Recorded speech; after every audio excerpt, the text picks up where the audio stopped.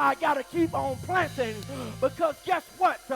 If I plant and I put nourishment on it, tomorrow is going to look better than your today. You must keep planting so your tomorrow can look better than your today. It's right there in the text.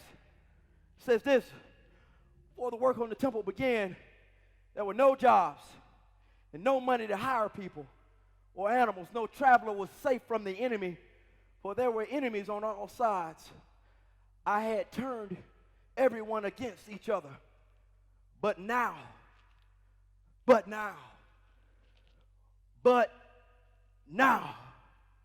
I will not treat the remnant of my people as I treated them before, says the Lord of who? Heaven's armies. What is he doing? He says, I am planting seeds of peace and prosperity among you.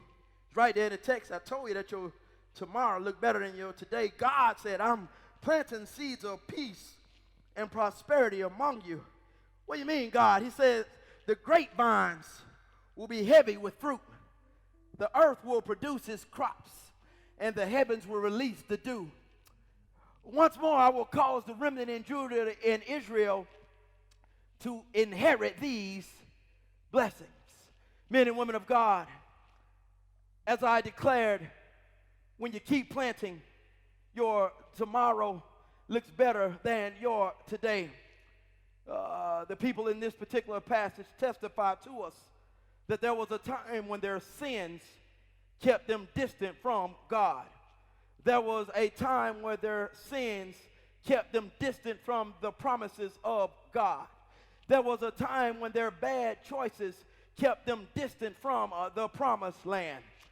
But now, I am so excited every time I see a but now in the text, because God has shifted the entire game. He's done a new thing. And so he says, but now your tomorrow looks better than your today. Why, God? Because restoration is present. Why, God? Because healing is present. Why, God? Because you were once distant. You were once discarded. You were once far apart. But in the middle of your darkest situation, the light of my son broke through. And when the light of my son broke through, it shined on you in the darkness. And as the Bible declares, when the light hit you, you found freedom in Jesus. And the Bible reminds us that who the Son sets free is free indeed. Men and women of God, that ought to keep you encouraged. That ought to keep you excited, because your tomorrow looks better than your today. Because God promises that if you keep on planting, that he will provide for you. If you keep on planting, that you will prosper. I know that you have setbacks, but if you keep on planting, God is going to do a new thing in your life. If you don't stop believing, if you keep on trusting, if you keep your hand in the master's hand, maybe the Lord will bless you real good. Shout out to my wife on Mother's Day. Always a good time to remind you, when we had no children, he blessed us real good because we kept on planting. And now we have triplets. When I had no job, he blessed me real good. And now I got two.